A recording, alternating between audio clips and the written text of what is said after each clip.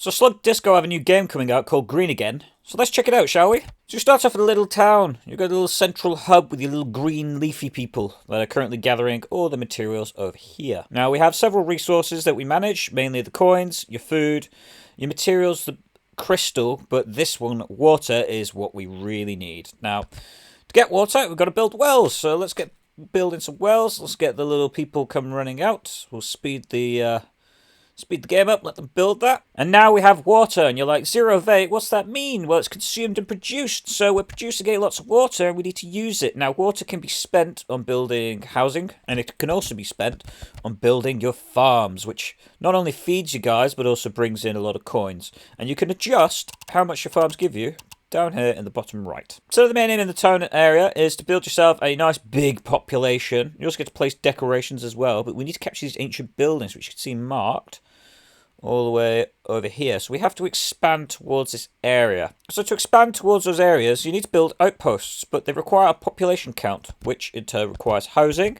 Obviously, the more villages that you have, the more food gets spent. Right, let's get moving. You have this clear tool, which you can use to dig out all of this stuff for money and resources.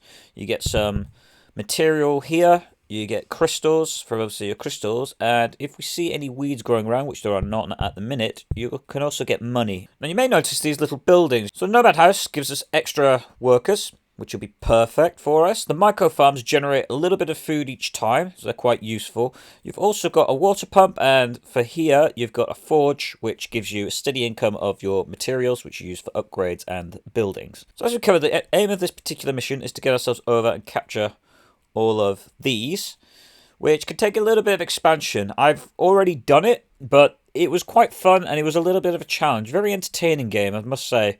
And I found myself sinking a lot of hours into it before I even know what had happened. Now, it must be mentioned that here we have the different seasons. You've got obviously your spring, your summer, your autumn, and your winter. And your crops grow depending on different seasons.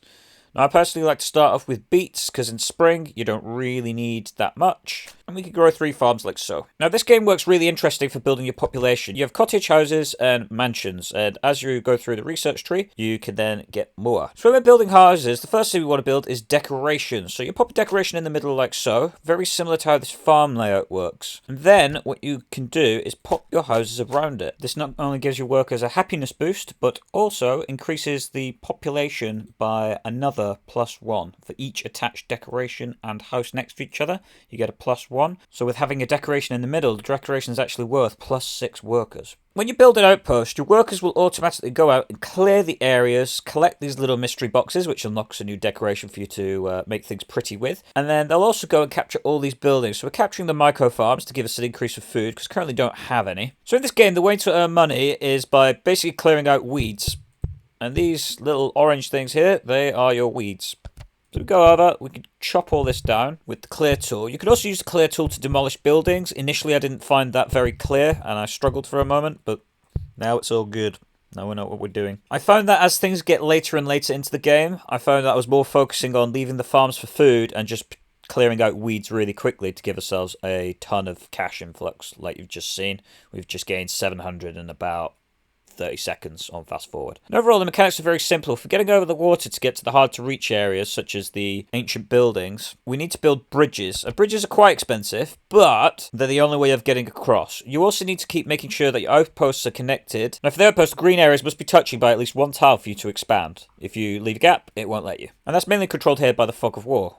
But we also can build watchtowers a little later on, and those can allow us to see a bit further and plan our expansion a little bit more properly. Yeah, this announcement got brought out, I think it was 2 days ago now, and I think this is going to be a really fun game. I've already really enjoyed the Empires and the Undergrowth. I think it's a fantastic game, and this is another one which I think this could have a lot of promise. You can have invasions. And speaking of invasions, you can also get attacked. And these are by a nano bug that comes and eat your crops and can really quickly start crippling your food. However, through the use of upgrades and research, we're going through the marketplace, then you go through the technician's cottage, and then you want to grab yourself the nano separator.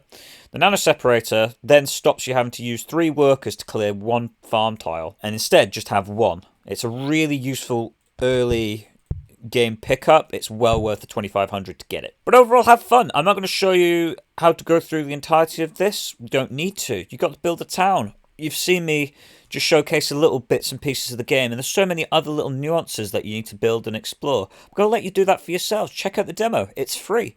Why not? That'll be all for me. I can't wait to see what they bring to this game. They could do invasions. They could add so much more depth to it, but it is just a demo, and they have just announced it, so there's so much that they can expand upon this, and I look forward to see where it goes in the future.